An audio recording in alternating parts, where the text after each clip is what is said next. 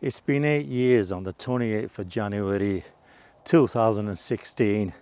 The Drummond Mills caught fire in the basement and 10 acres of it turned into rubble within days.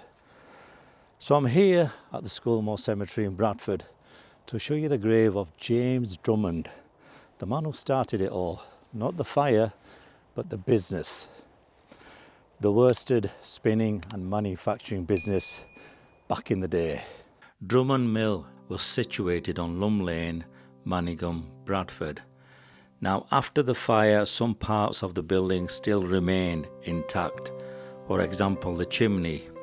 And I believe some parts of the administration offices still remain in the derelict land, along with the doorway that is shown in this image that belonged to Drummond House. So while I walk around looking for this grave, I want to quickly share some images with you that were sent to me by a subscriber.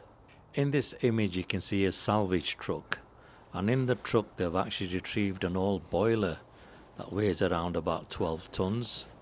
And this boiler actually heated the whole mill. And the boiler itself replaced an old coal-fired one in 1979.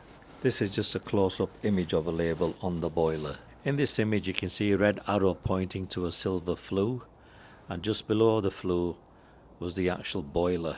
During the salvage operation they came across this old safe, a solid safe that goes back to 1800s, and looking at the logo it looks like a chub lock. Now this is an interesting picture. An old trolley, and on the wheels it actually says Bowling Iron Company.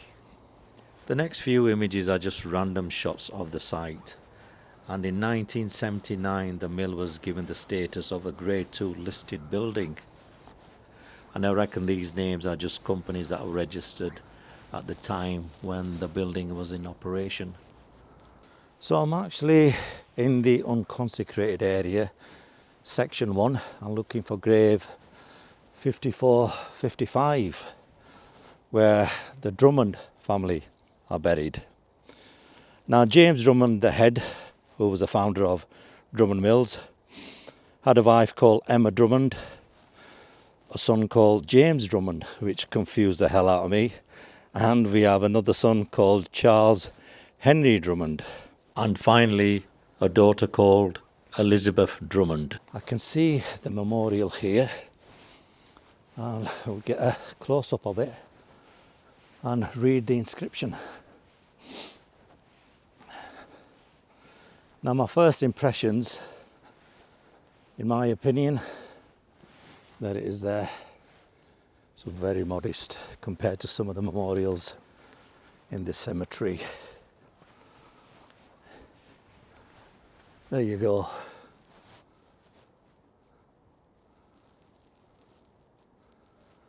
And looking up close up, there's the letter D entwined on the pillar. Let's have a look here.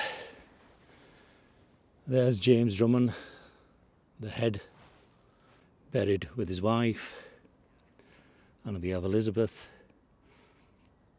towards the bottom, and we have his son James Drummond.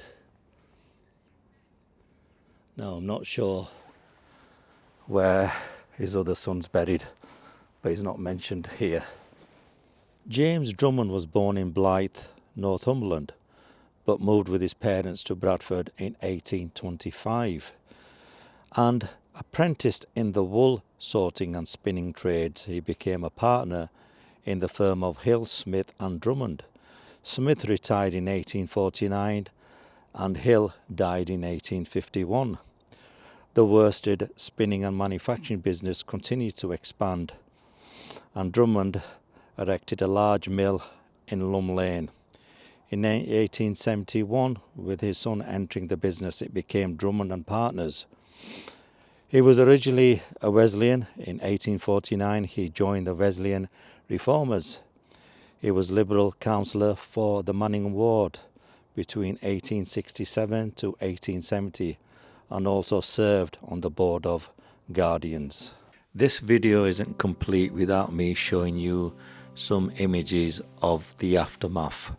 So you can see me here. I personally took these images which I'm about to show you. Around 125 firefighters tackled the blaze, which started shortly after 11 AM and raged through day and night. Surrounding Lumb Lane area was closed and residents were evacuated.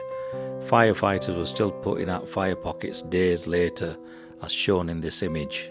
Within a week, the sprawling 10-acre Manningham site, a leading part of Bradford's global textile empire, was in ruins. This image was shot from Green Lane one evening, few days after the main fire, and what you can see here is basically a shell left of the main building. This elevation is facing Lumb Lane. Now the demolition work began a week later with a team from Thomas Crompton Demolition, spending days and nights bringing down what remained of the Grade 2 listed building. There were a lot of organisations that were renting offices within the building. Businesses and arts and community organisations renting units there were in shock. Ian Bicton, West Yorkshire Assistant Chief Fire Officer, said, "Throughout my career I can honestly say I have never seen firefighters work as hard as they did to try and knock the fire back." This is probably the favourite picture I took that week. If you look top left hand side of the image, you can actually see the Drummond Mill about to collapse, and it's been part of the Bradford skyline for such a long time, and it's about to disappear in this image. Here is an image of a fireman. This image was actually shot on Boland Street, facing and heading towards Manningham Lane. And in my last image, this is another shot from the Lumb Lane elevation that shows you the skyline slowly disappearing. And my final thoughts when I took these images, that it just reminded me of the images of 9/11 attacks. Although you can't compare the two, but it gives you appreciation how the local authorities and people involved actually cleaned up the area afterwards. So what brings this home is that you've got a man here, James Drummond, who built an empire, employed over 1,100 people in the district and traded far beyond. And his legacy was burnt 8 years ago, perished and gone. Nothing lasts forever. But if you like this video and you like our content, do like, subscribe, and I'll see you in the next vlog.